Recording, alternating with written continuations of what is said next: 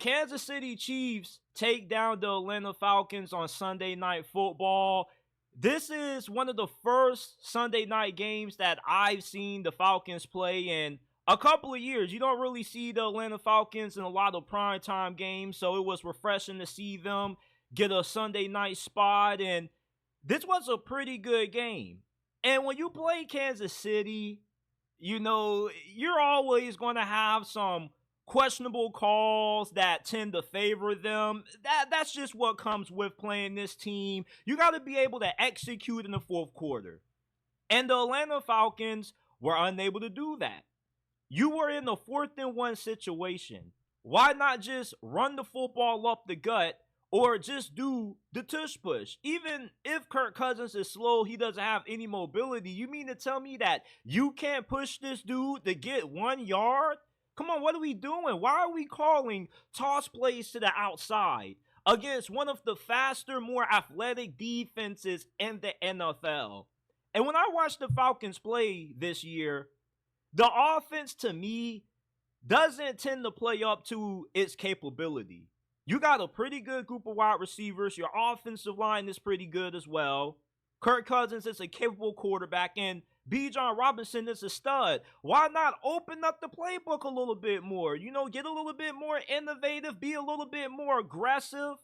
And even for Kirk Cousins, there's times when you have a 3rd-and-2, a 3rd-and-short, and all he has to do is just run out the pocket and pick up some yards and get the first down, but he just seems scared or timid to run the football. I get that Kirk Cousins is unathletic, but you should at least be able to pick up 3 or 2 yards in today's NFL. He's just too stationary for me, man. He needs a little bit more mobility in his game. And the play calling and the lack of mobility that Kirk Cousins has is holding Atlanta back offensively from reaching their potential. Their defense is really good. You saw how good their secondary played tonight against Patrick Mahomes. Justin Simmons, who they signed right before the season, had a big interception early in the first quarter. If you could just get a little bit more juice out of your offense, you could be more than capable of being a 10, 11-win team this year. And Kansas City, their defense is still carrying them in the majority of games that they played.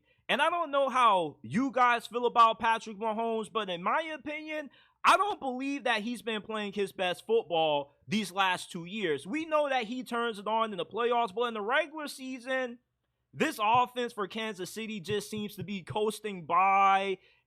I remember when you had Tyreek Hill 3-4 years ago, you were one of the most explosive offenses in the NFL. You were always able to get big plays downfield in the passing game. But instead, now, you're more of a methodical offense that's predicated off ball control, running the football, winning the time possession battle, and having slow, rhythmatic passes to drive downfield.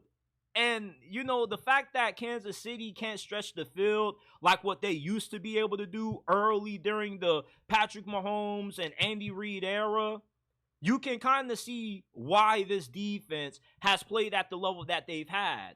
Because they kind of have had no choice to. They have bailed this offense out on a couple of occasions. And the night you saw this defense stuff the Falcons on 4th-and-1, they held Bijan Robinson and the rest of the Falcons' rushing attack in check.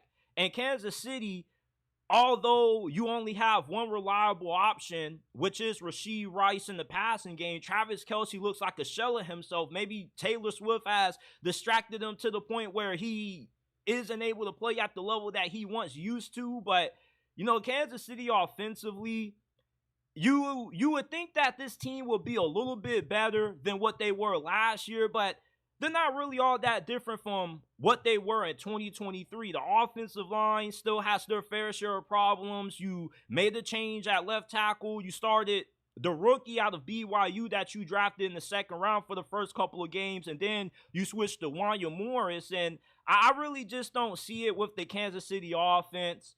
Maybe they'll end up getting better throughout the year, but this is kind of the same offense that we saw last year. Not really dynamic, just slow, methodical, not as explosive as they once used to be.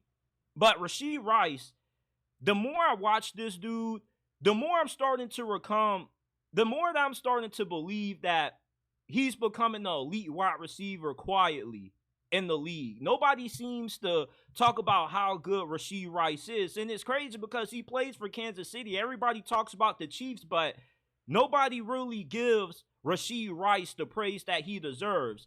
By the end of this season, I can easily see Rashee Rice being a top 10 wide receiver. He's always open. He has reliable hands. He's great after the catch. He's one of the best wideouts in the league once he gets the ball after his hands because he is able to break off tackles. He's pretty big, physical, and athletic for his size. A lot of guys are going to have a hard time tackling him in the open field. But outside of him, there's not too many great options that Kansas City has when it comes to their passing game. You got Xavier Worthy, who you spent the first round pick on. We saw him make a name for himself in week 1, but ever since then, he's been kind of quiet, and he seems more right now to be a gadget player or just a deep threat than he is as being a reliable wide receiver. I can't call you reliable if you're only dependable in certain situations. You know, and he hasn't really been that great when it comes to Mahomes targeting him deep down the field, being able to utilize his speed, outrunning everybody in the secondary. You know, Kansas City offensively, they're not that good, but their defense was a large reason why they were able to win this game tonight. Patrick Mahomes, he played decent, but he isn't playing up to the standard that we've been accustomed to seeing out of him. But the Chiefs get the win Sunday night, 22-17.